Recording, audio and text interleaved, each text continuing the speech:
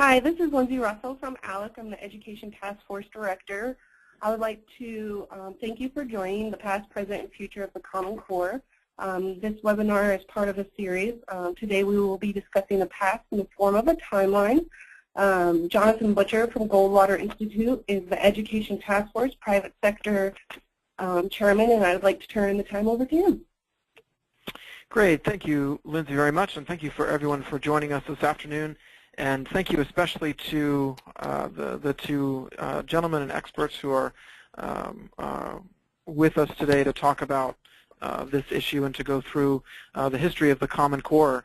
And so I'm going to introduce them, and then we will just get going.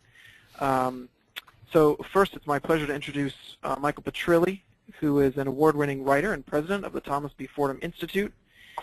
He is the author of The Diverse Schools Dilemma, A Parent's Guide to Socioeconomically Mixed Public Schools, co-editor of Knowledge at the Core, Don Hirsch Core Knowledge, and The Future of the Common Core. He is also a research fellow at the Hoover Institution and has been published in a number of distinguished outlets. So thank you, Michael, for joining us. And, along with Michael, we have Neil McCluskey, who is Associate Director of Cato's Center for Educational Freedom.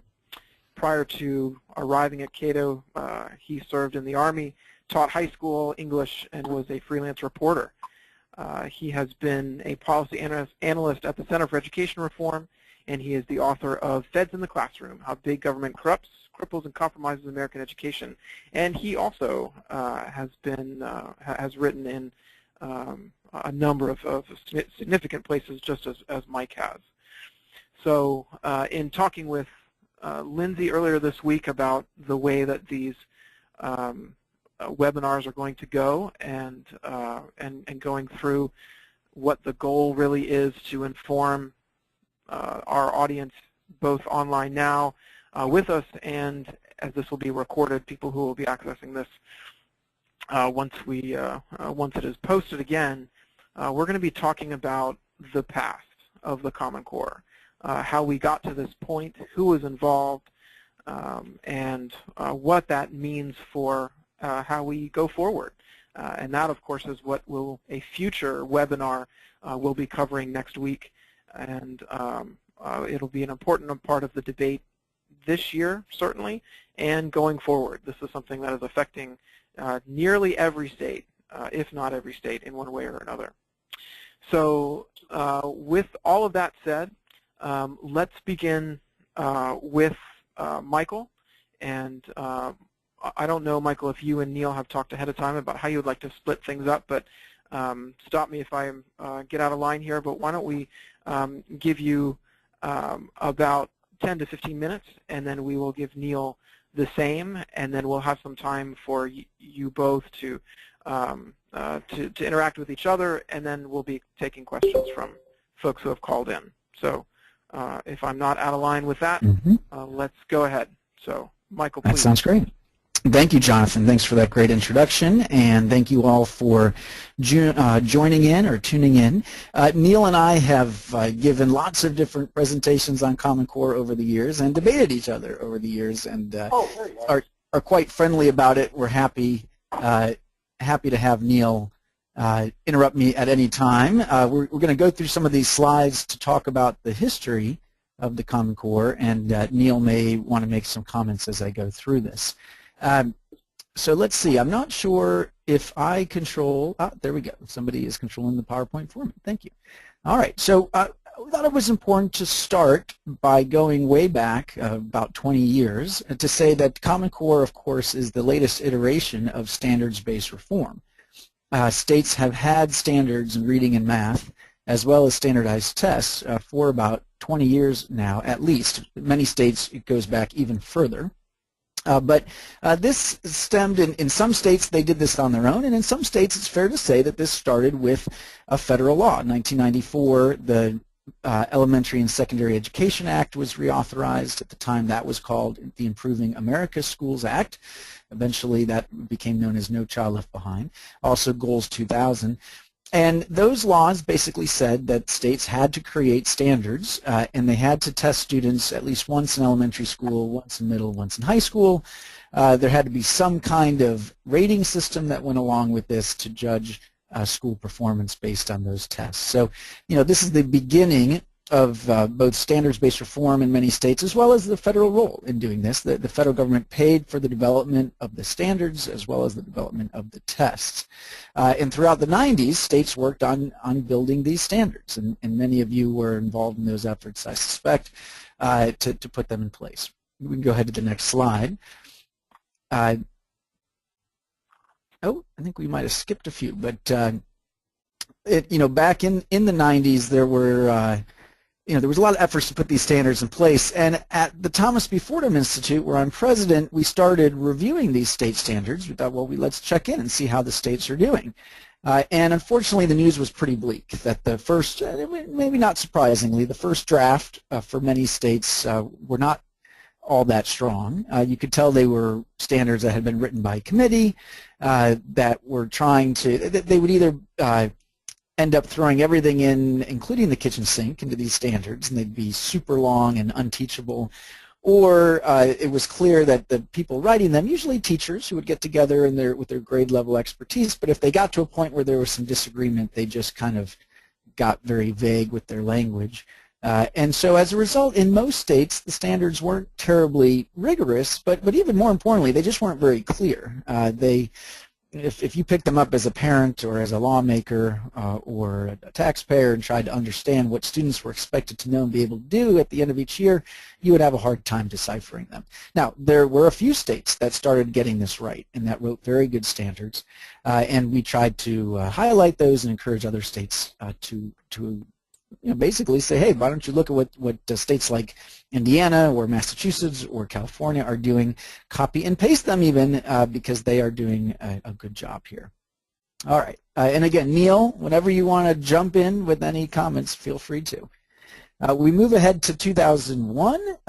You've got the No Child Left Behind Act debated in Congress, passes both chambers of Congress after 9/11, and then enacted in January 2002. And it builds on this earlier federal law, and it says, okay, you still have to have standards in reading and math, but now we're going to also say that you have to test students every year in grades 3 to 8 and once in high school. So the annual assessments also got much more prescriptive about how the accountability system had to look, terms like adequate yearly progress that we're all familiar with, and so on and so forth. It also, importantly, and I would say tragically, created this requirement that states develop their system in a way that it expected all schools to get to 100% proficiency by 2014. That the targets had to be set such that any school that didn't reach 100% of kids getting to proficiency would be considered in need of improvement, basically a failing school. And fast forward, of course, all these years, Congress has not managed to update the law, and lo and behold, more and more schools have been labeled as failing. It also, many of us would argue, encouraged states to set their standards at a low level, and certainly discouraged them from raising the bar, because if they raised their standards, they were at risk of labeling most of their schools as in need of improvement because of the way that law was written. At the same time, a project called the American Diploma Project is founded that starts to look at, hey, can we figure out what it really means to be college ready and career ready?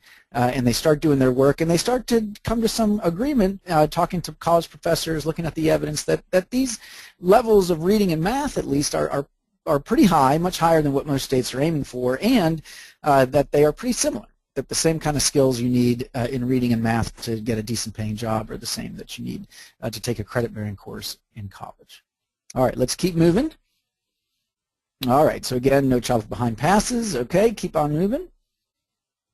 All right, Fordham, again, where I work, we not only are looking at standards, we also start looking at the tests that states are using.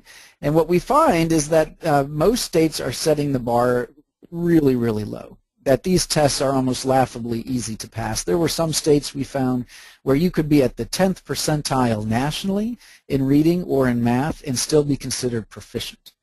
And so what that meant was that these tests, they weren't even being set at the grade level, where you had, say, the 50th percentile. They were set well below that. And we weren't doing a good job explaining to parents then that these standards and these tests were set at minimal levels. So parents were getting the impression that the kids were doing well. They were passing these state tests. They were getting good grades. They were graduating from high school. What they didn't know is that all of that was not aligned to what was going to come next, and that the standards were just set very, very low. And we also started to see that in student achievement, we saw lots of gains happening for the lowest performing kids, and that's a good thing. Big improvements from the late 90s into the 2000s for the kids who had, quote, been left behind. But kids at the middle and at the top of the performance spectrum were pretty much flatlining.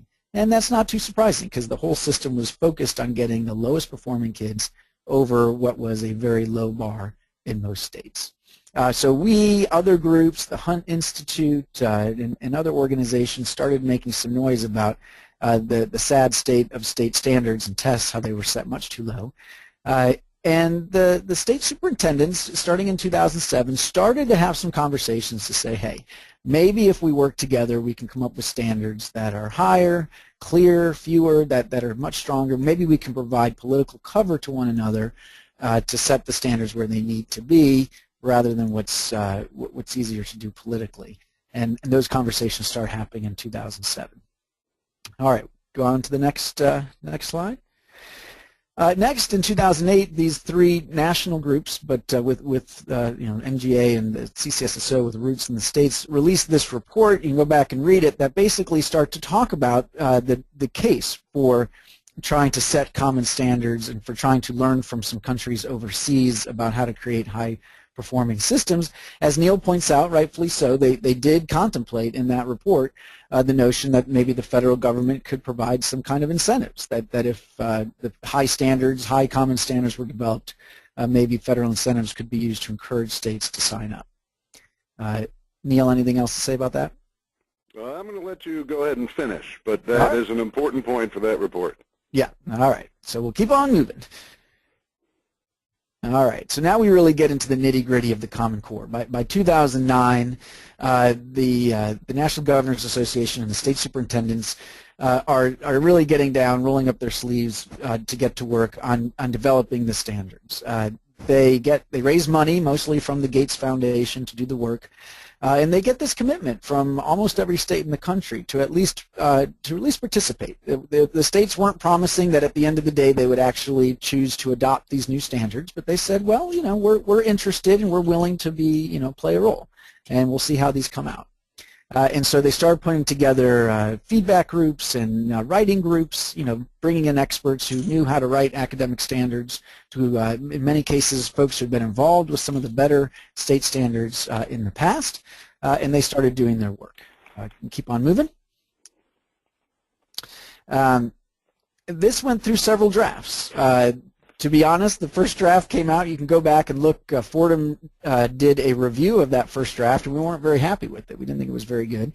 They got lots of comments from the public, from educators. Every state had some process to get feedback from people in their states to weigh in on the specific standards. And it went through a few more rounds of drafts. And we would argue, as that happened, they did start to get better and better as they incorporated the feedback from around the country. There was also this validation committee that was supposed to look at the question of whether the standards truly were aligned with college and career readiness. And really at the end of this process, the high school graduation standards, in effect, were these going to be lined up with college and career readiness. Now, at the same time, this is 2009, we are in the midst of this economic collapse, and Congress, with the urging of the President, passed the so-called economic stimulus bill. And part of that bill provides $100 billion for the public schools or across the country, basically a bailout for the public schools to keep them from having to make severe budget cuts, lay off teachers, and the like. And so some of the education reform crowd said, yikes, if you're going to spend $100 billion, unthinkable money at the federal level in education, we want something in return. And the something turned out to be a $4 billion pot of money, eventually called Race to the Top. And that was enacted in, early 2009, and then the Department of Education started working on fleshing out that program. As they came out with the way the program was going to work, put the meat on the bones, they had quite a lot of specifics that they wanted to see from states. They said, states, if you want some of this money, you've got to basically propose to do reform in a whole variety of areas, including charter schools, teacher evaluations, and much more, but including setting high standards. And in fact, it said that we will give you the the only way you can get maximum points is if you promise to adopt standards and assessments shared by a majority of states. And so a very clear indication that basically you had to adopt Common Core if you wanted to have the best chance at winning one of these Race to the Top grants. Importantly, this is before Common Core is actually done, right? So this is in process, and this is where we start to see the federal government stepping very much on the toes of the states as they're doing their work. All right, keep going. So in 2010, we released this evaluation of, well, I should say the Common Core work is finished. The final version comes out. And we review it, and we review it against what was existing in the states at the time. And what we found was the Common Core were quite good, in our opinion. Our reviewers gave them an A- in math and a B+ in English. That was better than what 3/4 of the states had in place. In most cases, much, much better.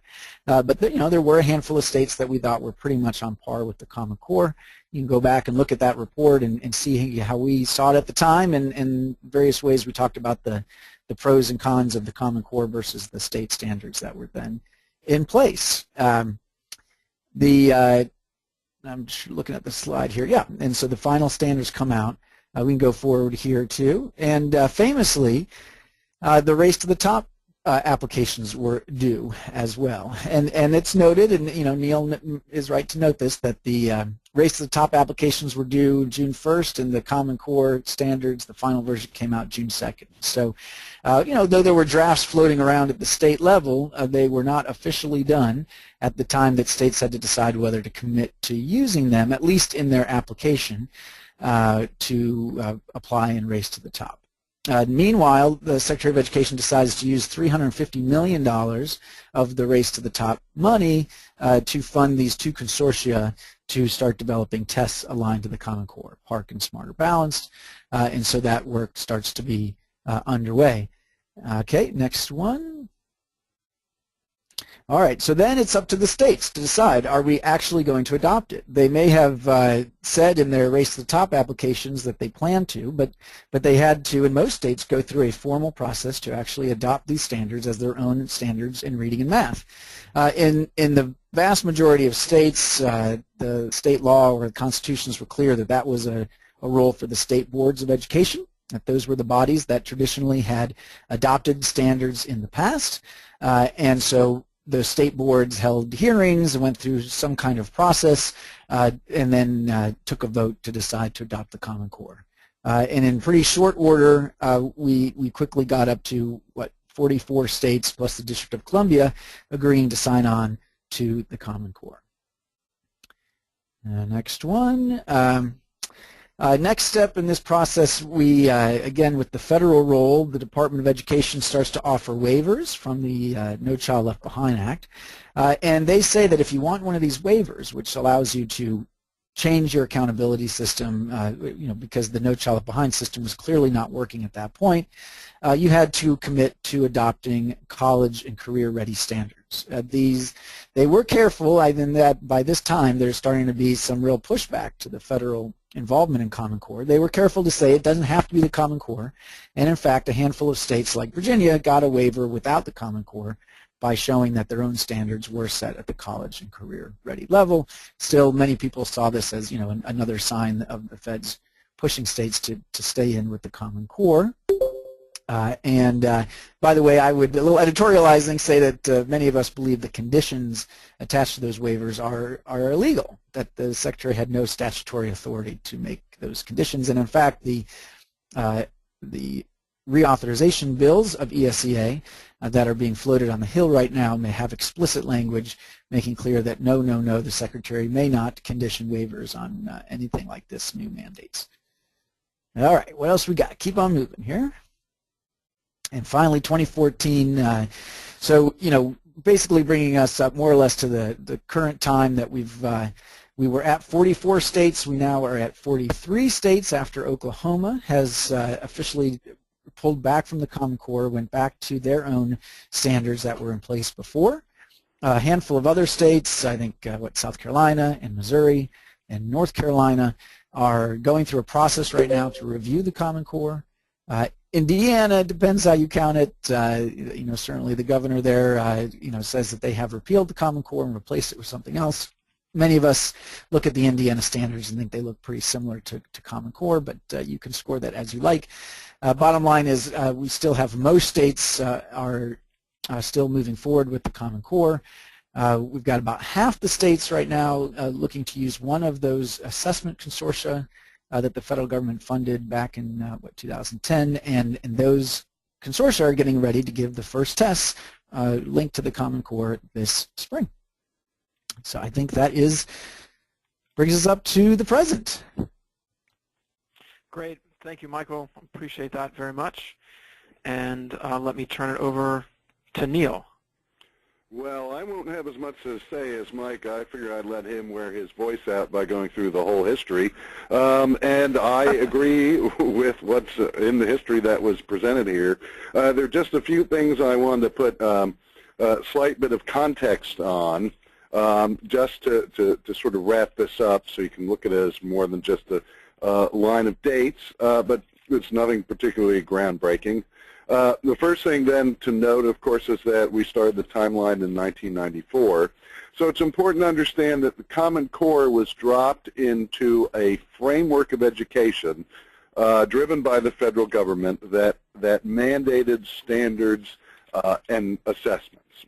So it's not that Common Core started that, it was dropped into that framework. And so this isn't necessarily a brand new thing that the federal government is at least involved in standards and assessment. It's important to note that the internal reviews that were done of Common Core did not get unanimous approval, of course. If you've been following this, most famously Sandra Stotsky and James Milgram in the language arts and math portions, they dissented, my understanding is, as they say and as I've understood it, is that they haven't been able to talk about exactly what happened in those reviews.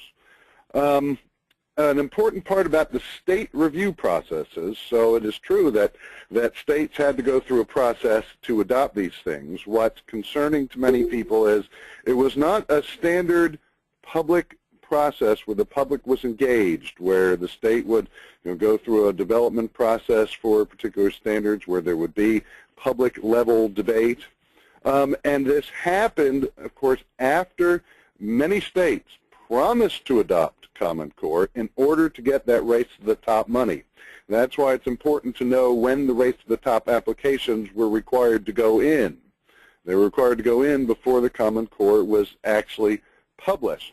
You'll also note, if you can go on the Common Core's website, and they have a map, and you can conveniently look up all the states in the country, and you can see when many of them adopted. Many of them adopted right around August, in particular August 2nd, because the race to the top applications, which again had to be in before Common Core was finished and promised essentially to adopt the core, said you have to promise that this will be done around August 2nd, or give us good reason why you don't think it will be done August 2nd, but it will eventually get done. So you'll see a lot of states adopted around August 2nd. And then the 2012 date is important. It's hard to peg an exact year for this, but this seemed to be when there was kind of a popular, Common Core got into the popular conception. There was more public debate about it. The members of the general public seemed to get anxious about it. It became something more well-known. And that seems to be, although I think that this could be open to interpretation, it seems to be when the Common Core started to hit districts and many members of the public didn't know what it was, and they became concerned about it.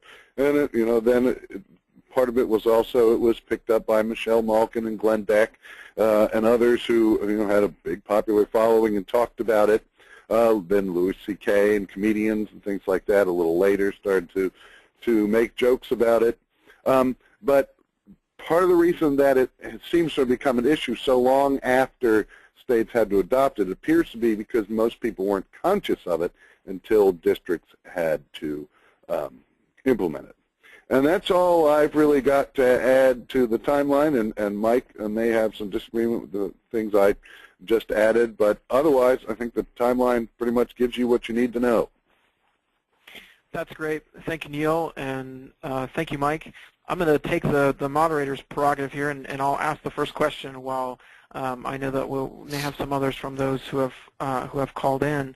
But I'd like this from you both.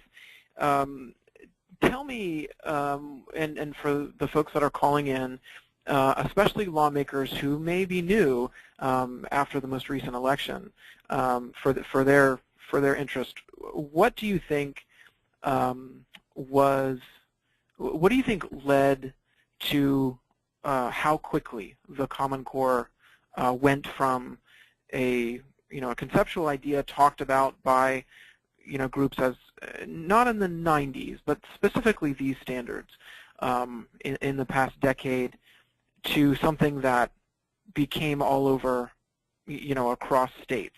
I'll kind of preface the answer because I know it's a little bit's going to have, well, I was going to preface it by saying I know a little bit is going to have to do with race to the top, but I'll leave that to you guys. I mean, is that a fair characterization? So, Michael, can you go first?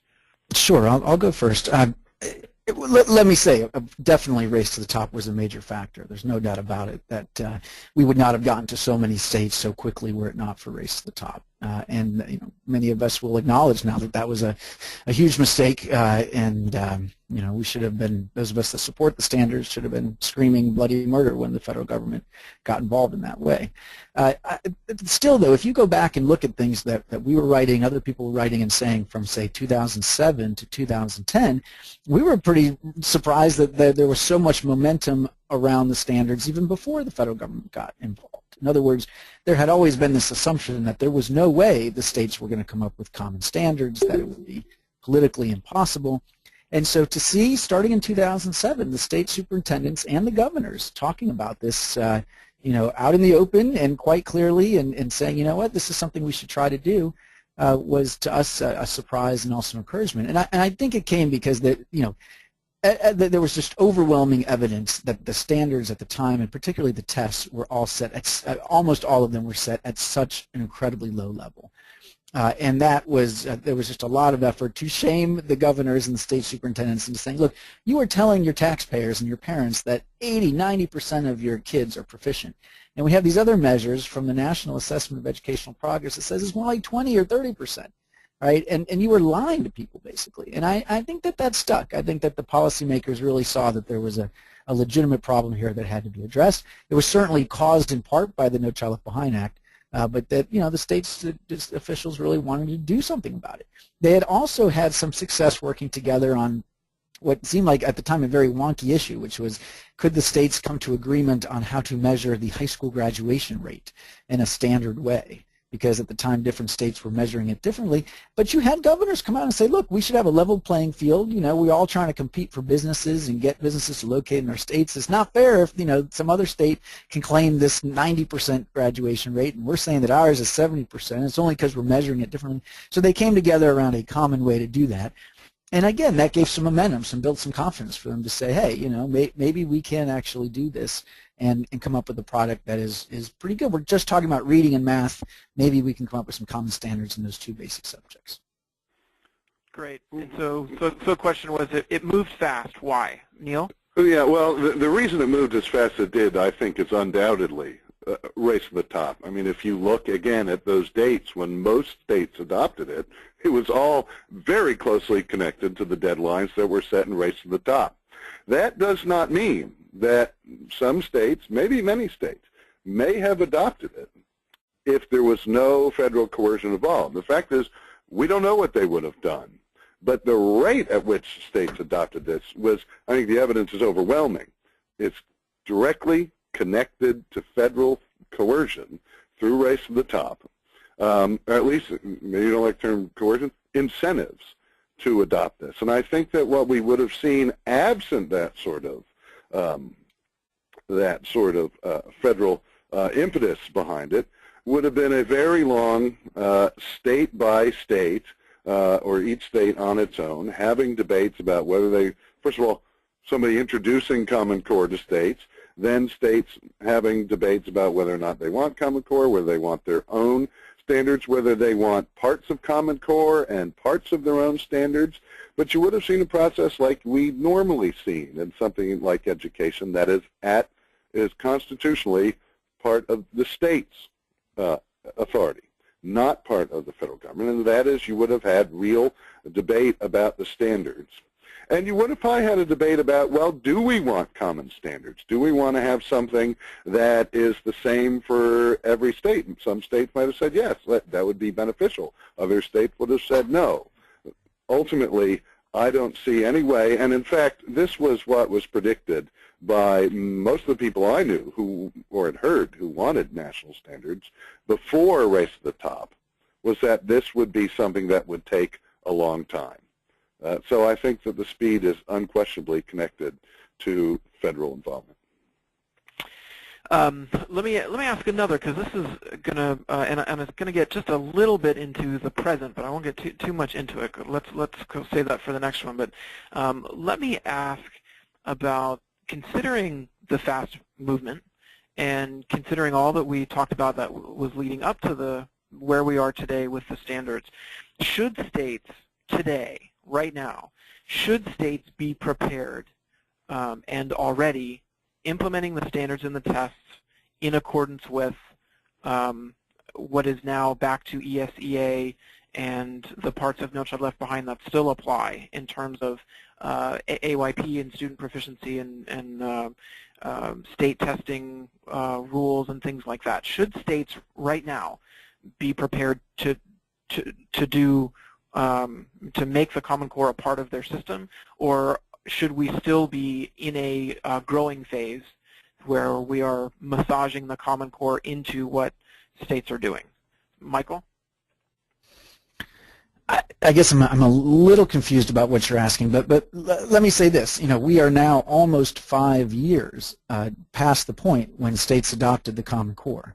So, you know, this is no law. It's not exactly early days anymore. You know, most teachers in most places have been working hard at implementing these standards, you know, for at least 2 or 3 years. And we have the assessments finally ready to go live this spring. You know, they're going to, in a few states, they're actually already starting to give the assessments. So, you know, this is very real. Now, you know, there are obviously debates in many states about whether the state should pull out of the Common Core and do something else. You know, we're involved in that debate. Neil gets involved in those debates, and I know you're going to get at some of that in the other webinars. But you know, but I think, you know, I would just say it's, you know, it's important to say in terms of the history is that there would be significant disruption in most states to do so. And anytime you adopt new standards and testing, there would be a significant disruption because this thing now has been in place for several years.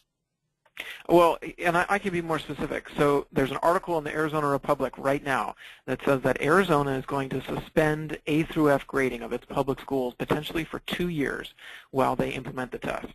So my question was, should that be happening? Or because, like you said, we've been implementing it for 5 years, why is Arizona not ready to do that? So there's lots of different questions embedded in there, and I think, so let's take them one at a time. One is, during this transition, what should you do in terms of rating schools or also rating teachers? You've got new tests that are coming online. There are some technical challenges of trying to equate scores on the new tests against scores on the old tests, right? We expect the tests will be different, that they will hopefully be harder. Fewer kids will pass because the standards are higher, at least at first. And so figuring out how to do those trend lines is a technical challenge. You also want to say, look, you don't want to be unfair to schools during this transition to make it look to the public like they suddenly got a lot worse. That's not the case. It's just that the standards are now a lot higher. Different question is about stakes. You know, is this a time when we should be trying to, you know, for example, have stakes for F schools in terms of closing them down, or stakes for low-performing teachers in terms of trying to remove them from the classroom based on the data on these new tests against the new standards. And so, you know, my own view is that it does make sense to have some period of transition here where we acknowledge these are higher standards, we're asking people to do tougher things. I think it's important to maintain the transparency. I would include, you know, you want to keep rating schools, still have some kind of A to F accountability system that shines a light on schools that are doing well or that are not, but it might be fair to give a pause on the stakes attached to those as we're making this transition. Neil? Yeah, well, I mean, I would say that states should first and foremost decide for themselves whether or not they think the Common Core standards are right for them.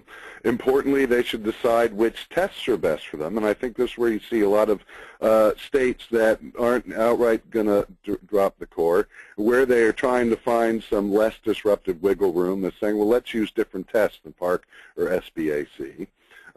And so that is one thing they should do.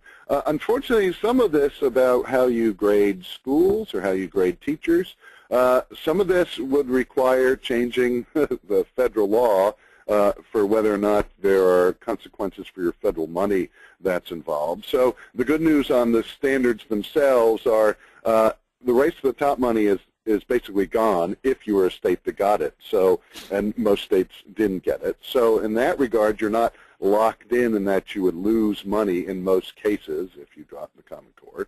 There is the problem of your waiver. So most states, it appears, had said, look, we've already said we're going to adopt the Common Core. We're going to say that for our waiver application. And you could lose your waiver if you say we're not going to use the Common Core, as happened in Oklahoma. And if you don't already have something in there to plug in that your state, a state college system is set as college and career ready. So you want to make sure that you have that lined up if you don't want to lose your waiver.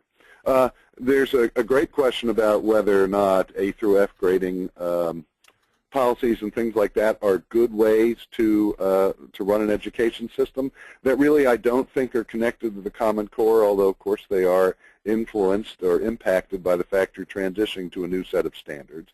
And it probably does make some sense to give districts and teachers and others some relief from being evaluated based on scores when you change the standards that you're evaluating and the tests that you use. But I think much more broadly, those sorts of policies need to be debated on their own, separate from the Common Core. Great, thanks to you both. We have questions from our audience, so I'm going to take the second one first because it actually it will be more useful. Will help us explain some things before we get to the first question. So the question here is someone is saying that for those in the audience that are familiar with the standards and what a Common Core standard is, but there is a request to explain exactly what is a Common Core standard.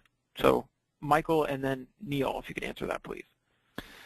Sure. Well, you can go online and look at them, right, at corestandards.org, and you go in any given grade in either math or in reading, there are these standards that are basically a list of what we expect students to know and be able to do in that grade level. And it's not the sexiest thing or the most riveting reading. If you're having trouble sleeping, you might want to give it a look. But you go in and it says things like, in the second grade, students shall be able to, add and subtract multiple digits. I'm not quoting, so I'm not sure if that's actually true, but along those same lines. In English language arts, it's around, what students can be able to do in terms of comprehending texts that are challenging and grade appropriate, different genres, that sort of stuff. So, these are the lists of what we expect kids to do. This is not a fleshed out curriculum. In an actual curriculum, you would get into much more specifics into what you'd actually be doing on a day-to-day basis. That might be in the form of textbooks or in digital materials or all other kinds of stuff. But these are the standards give parents and teachers, but especially teachers, a strong idea of what they need to get through in the course of the year.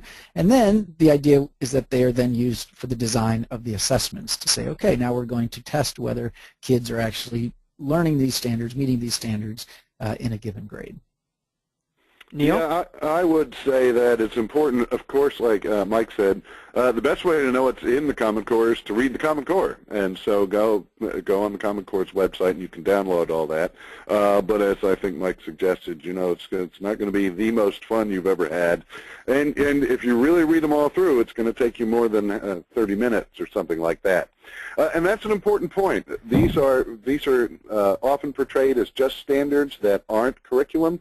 The fact of the matter is, of course, curriculum and standards can't be separated. They're not two totally different things. And the Common Core, in some cases, gets pretty specific about what exactly it is we expect you to know or be able to do.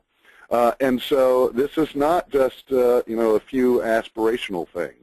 But it is also very important to understand that where a lot of the gap between what is standards and what's curriculum is going to be filled in is in those tests, the part, the SBAC, and then potentially it depends on your state, could be using ACT or something like that. So you really need to know what's going to be on those tests to know what de facto the curriculum is going to be. And the problem is it's very hard to get a hold of those tests to see what they're on. In fact, I'm pretty sure that final versions aren't even public yet, although you can go on and you can see samples and things like that.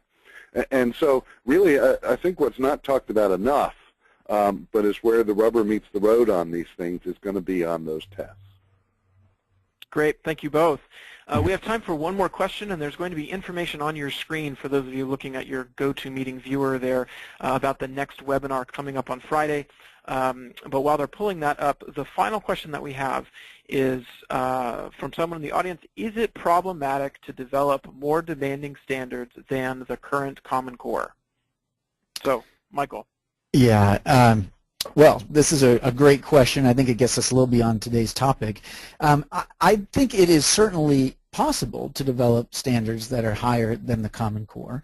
As I said earlier, we gave the Common Core an A- in math, a B+ in English, so we didn't give it perfect grades. But that said, the handful of states that have started to go down this road to try to come up with something better have so far not succeeded in our view, and I think even in the view of most of the Common Core opponents. So I think the lesson there is that it is not so easy to develop a set of great standards. You really do have to tap into quite a bit of expertise, both in terms of educators as well as content matter experts. There's a reason why states struggled before the Common Core to come up with good standards. It actually is kind of a hard thing to do. And the politics around this are very tricky also. There are some Common Core opponents who are demanding that anything that replaces the Common Core should have nothing to do with the Common Core. Well, look, if you buy the argument that these standards should be high and set at a college and career-ready level, I'm telling you, the Common Core, they may not be perfect, but they got it pretty good, I think. And what you would find is if you tried to come up with a different set of college-ready and career-ready standards, they inevitably would have a lot in common with the Common Core. Yeah, I think that you have to be kind of careful about determining not whether Common Core or something like it is higher or lower than standards. It's the question of whether the right standards.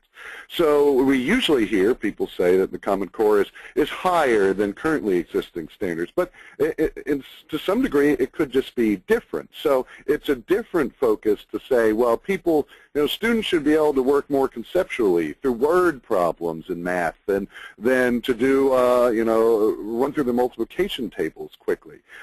In many regards, then, the Common Core has sort of shifted what the focus of your curriculum is. That doesn't necessarily make it higher. It does make it different. And I think we also have to be very careful because we don't actually have empirical evidence yet that the Common Core is a higher standard than what many states had before. Certainly you have people who are doing, I think, very honest assessments like Fordham to say we think this is higher, but we've got to remember Common Core hasn't been tested anywhere yet. We don't have any results on the effects of Common Core.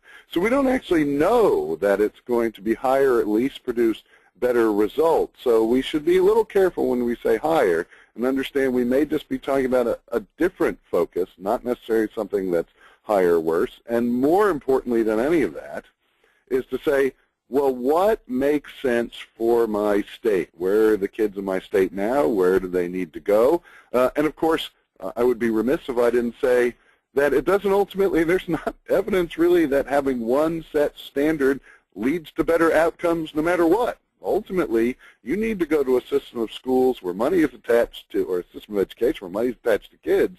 Schools have autonomy to try different things, to specialize in the needs of different kids, to compete with each other, which drives innovation, which drives improvement, because all kids are different. So there's a lot more here than just saying, well, let's set a higher standard and then we'll assume that this, what we think is a higher standard, is going to lead to better outcomes. Great. Well, thank you to you both. As you can see on your screens, we have the next call on Friday the 16th. It's going to be at 4 p.m. Eastern Time. And the next call will deal with the present of the Common Core. And then next week, 1 week from today, we will have the future of the Common Core on January 21st, also at 4 Eastern. And I would like to thank both Mike and Neil for being on today. Appreciate everything that you said today and for taking questions from those that were tuned in. And I'm going to ask Lindsay if there are any other announcements or things that that she would like the audience to know before we sign off. So, Lindsay. I would also just like to thank Jonathan Butcher for moderating, Mike Petrelli and Neil as well. We look forward to a presentation by two state legislators this Friday on January 16th at 4 p.m. On a webinar representing the present of Common Core within their state. If you have any questions, please feel free to email me at lussell@alec.org. You can see that email at the bottom of the slide you are currently looking at. This presentation has been recorded, so please feel free to email me with a request to archive it, and we can also send it to you. I appreciate your time and looking forward to hearing and seeing everyone on Friday at 4 o'clock. Great. Well, thank you to everyone, and have a great rest of your week. Great. Thank you. Thanks.